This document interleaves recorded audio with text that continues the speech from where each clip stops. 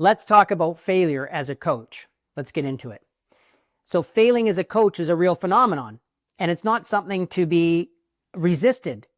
You know, the great coaches know that they're going to fail over and over and over again. One of the things I've learned about coaching people is that often I literally get my heart ripped out from time to time. Why? Because as we've spoken about, coaching is an emotional game. I'm bringing my full self to the people I coach. I am standing for the victory in their life of whatever it is that we've set out to accomplish together. And for whatever reason, if we don't arrive at that end state, or if the relationship breaks down before we have a chance to accomplish the goal, that's an emotional impact, at least on me in my experience as a coach. You know, some experience of I let them down, or we failed at what we took on, or I wasn't up for the challenge, or they did something that was detrimental to fulfilling the goal. But remember, as a coach, I'm always taking responsibility. So it's not that they did something, it's more I failed to provide something that they needed to win the game. And so for whatever reason, as reality goes, we won't win all the time. But I do want to offer you something as a coach that has helped me deal with this phenomenon of failing and at the same time success. And what it is early in the relationship with the people you're coaching, I invite you to ask these kind of questions, which I do. You know, one question you can ask early in your relationship when you're really designing the game and the objectives and the goals and everything's fresh and everyone's happy and everyone's in love, right? And the whole world's full of possibility. I ask the question, you know, where will we likely fail? Where will we likely fail? And you can look at that from different perspectives, right? But most people don't ask that question. Where will we likely fail in advance? Like, let's not talk about failure. Everything seems so great now. I want to confront it early and head on. And what I mean by where will we fail is twofold. First, it's in each other's relationship to taking on big goals. You know, as human beings, mostly we resist change. We resist promising something that seems like a stretch goal, and because we don't like failing. So we want to avoid stretching ourselves, and we rather be comfortable, quite frankly, and not get uncomfortable in the pursuit of something new. But we know as great coaches, we are supporting people through that uncomfortable space to get to a place where they then, all of a sudden, what used to be uncomfortable is now comfortable for them, right? And the results are aligned with that new level of comfort and effectiveness they have in that area of life that we're coaching them in.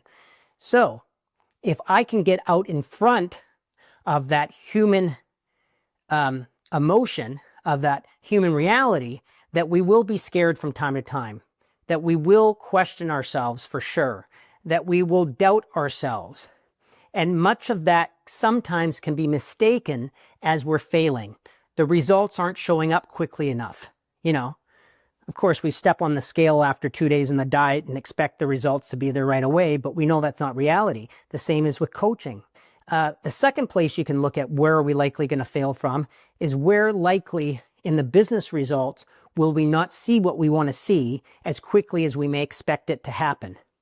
So I like to also get out in front of that and have a business conversation about the strategies we have in place. We've done our best thinking here, but given the past and given where the organization's at and given your present state of leadership, what in here are you most worried about us not hitting, right?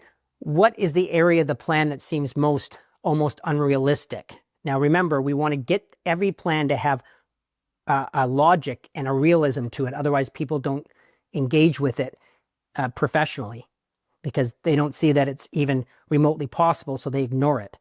But we've done that work before to design the plan and design the goals that way.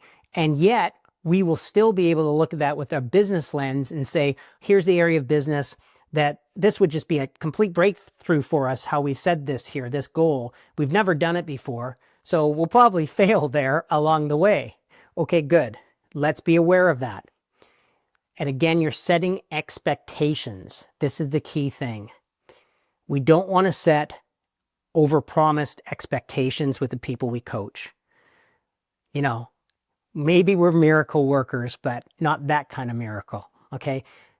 Most coaching just takes hard work, good people looking at the right thing at the right time with the right intent to move something forward. It's not going to happen overnight.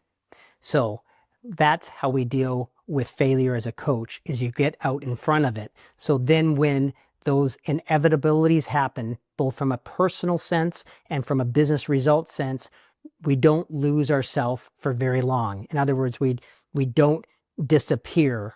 And the less that we disappear and go into our old survival patterns, the more that we can come back together as a coaching relationship, the faster we're going to fulfill the goal. You know, if you have a 6-month goal and you spend a week being annoyed and frustrated or doubting yourself, that's a week out of whatever that is. 6 months of weeks, that's a big chunk of time. So we want to spend less time there and more time looking at how do we readjust strategy when the results aren't showing up. And then of course, the flip side of failure is success.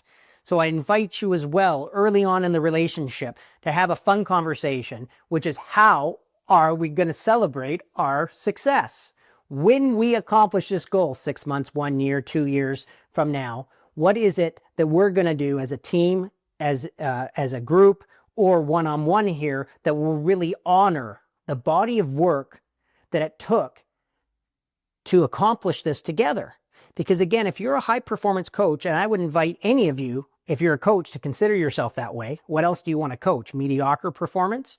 So you're a high-performance coach. We will produce incredible results. And it starts with, of course, that sound plan, and then your relationship to that plan and the person or people you're coaching that says, we absolutely will fulfill this game by that date. And 9 times out of 10, you will fulfill the game by that date.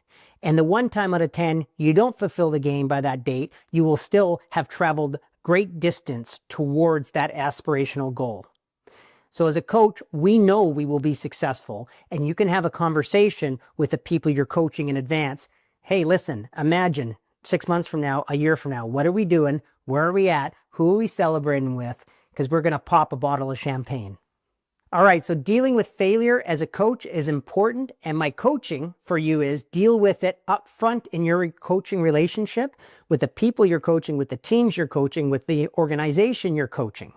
Have people have a mature professional relationship to expectations, and get out in front of people being disappointed or resigned or cynical about how fast things may show up, especially given the size of the stretch goal you're inside of. That will help you stay true to the right actions with quality thinking, with care and attention moving forward, versus being in a reactive mode because people aren't dealing with failure or perceived failure from an empowering context.